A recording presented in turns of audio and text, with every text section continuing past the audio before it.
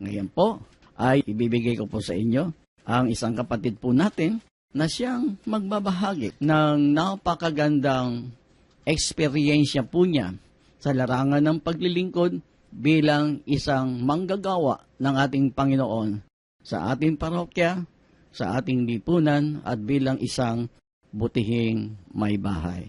Isang mabiyayang gabi po sa mga pinalalakas at pinagagaling na mabubuting anak ng Diyos. Ako po ang inyong kapatid, Ena Arellano Tolopia, full-time housewife and mother of one beautiful lady. Hindi man pinalad sa isang matatag na hanap buhay, ay minarapat pa din na ipadama ng Diyos ang kanyang pagmamahal. Buhay na gustong maranasan ang saya na dulot ng mundo at upang maragdagan ang kita ng asawa na isang ordinaryong kawani ng pambansang pulisya ng Pilipinas. Una, dahil madaling kumita, nagpautang po ng pera na may karampatang tubo. I'm a usurer. Hindi pa din nakontento. Nagtayo ng isang maliit na sari-sari store at upang lumaki ang benta, kita at maragdagan ng customer, ako ay nagpasugal. Swabe ang tong, sulit na, may bonus pa. Sa ganitong buhay ko, inakay ang aking kapwa-ina at maging mga ama ng tahanan. Sa buhay na hindi pala angkop sa banal na kalooban ng Diyos.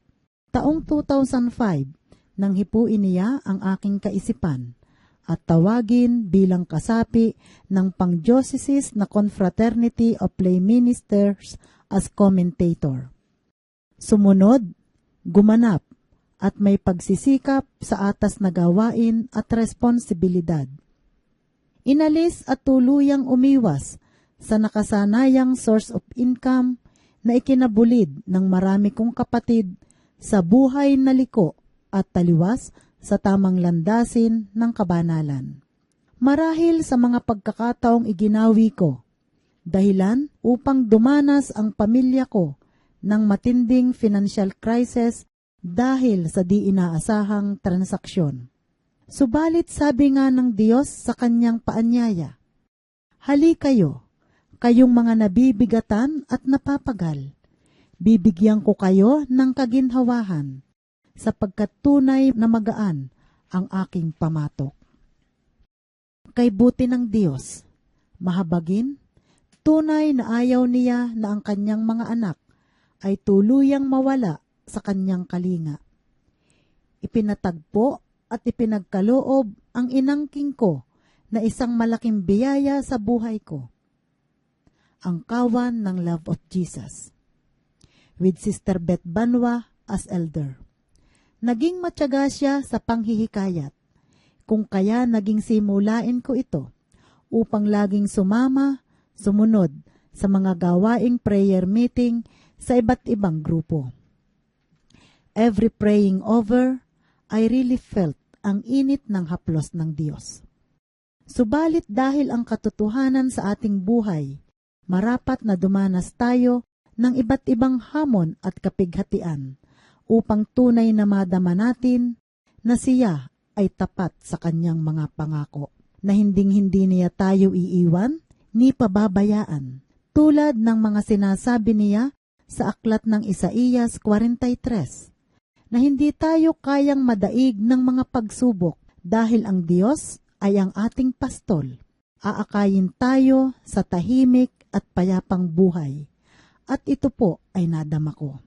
Nakatapos ang anak ko sa college with the highest honor as cum laude. Nakapasa sa nursing board exam. And a month after, matagumpay at mapalad na nakapagtrabaho sa City Health of Lucena. Subalit hindi tumigil ang demonyo. Nakasuhan ang asawa ko, child abuse, at no bail recommended. After more than a year, naabsuelto. Thankful kami. Hindi pa rin nasiyahan. Sumingit pa rin. Nang maaksidente, ang asawa ko na naman. Ang aking tall, dark and handsome ay nalagay sa bingit ng kamatayan. Laganap ang text sa kapatiran ng Love of Jesus para sa Brigada Panalangin. Habang nasa ICU siya, dumulog sa Diyos ng pagkaawa, nabigyan pa ng isang pagkakataon na makapagbalik loob at maging lingkod. He answered my plea. Nakaligtas, gumaling, at tinawag sa kawa ng St. Joseph Association sa dambana ng Mahal na Birhen ng Peña, Francia. Tunay na di natutuwa ang dyablo dahil sa dati niya akong kampon na nawala sa kanyang tribo. Nag-apply sa abroad ang anak ko at 2 beses na na-denied ng British Embassy due to financial deficiencies. But on the 3rd time, he proved that He is our great provider.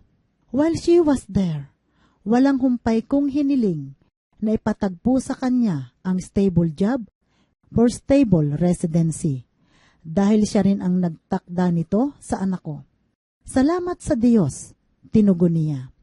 Umuwi dito sa Pilipinas September 2013 upang dito asikasuhin ang kanyang re-entry at ito ay na-approve naman at multiple working visa pa.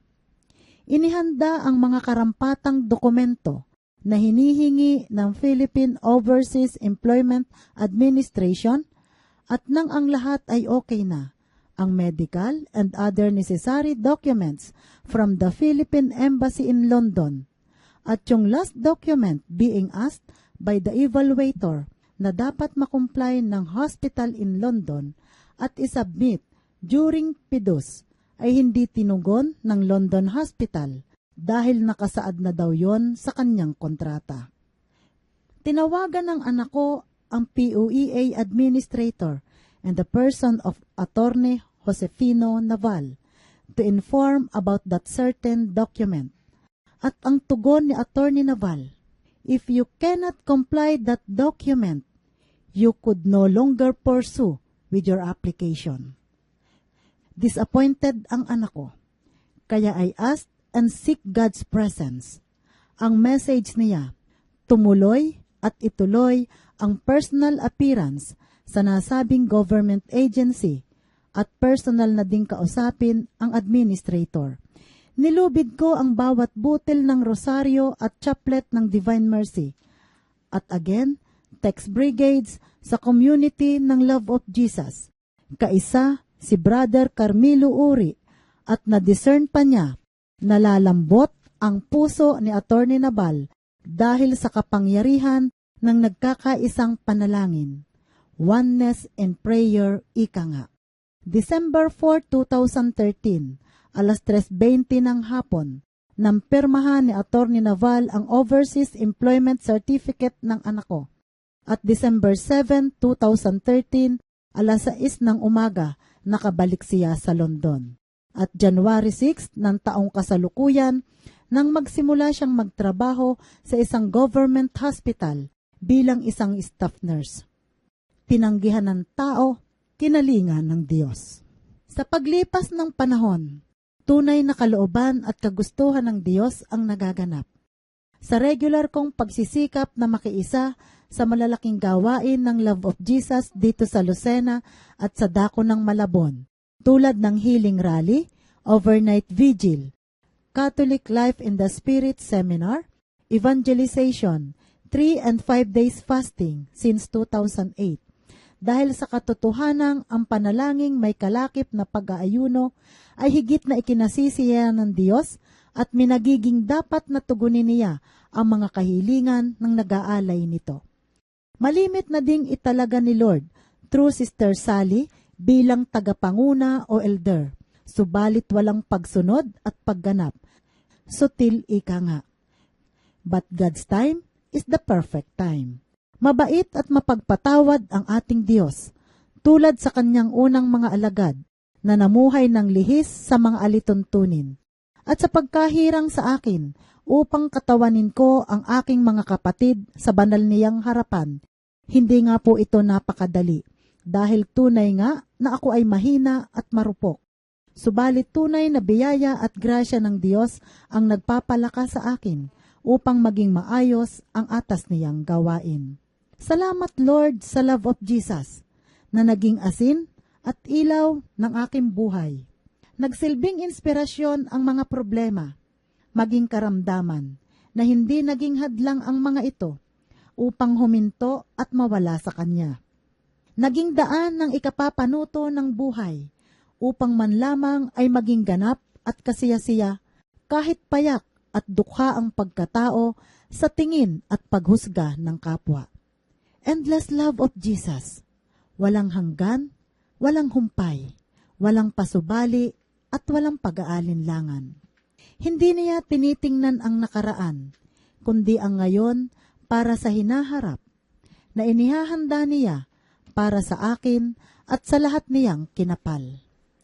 Salamat din po at ginawa mo akong kawal ni Maria bilang miyembro ng Daughters of Mary Immaculate International ng Peña Francia Circle. Matularan ko nawa ang mga halimbawa ng mahal na Birheng Maria at makita ito sa akin ng aking pamilya at ng aking kapwa. Ang banal na aklat ang naging sandigan at nagsilbing susi upang magkaroon ng kabukasan ang nag-aalinlangang damdamin. Ang sarap ng may community. Tunay na hindi ka nag-iisa. May karamay ka sa dusa at saya. Ang paanyaya ng sanlibutan.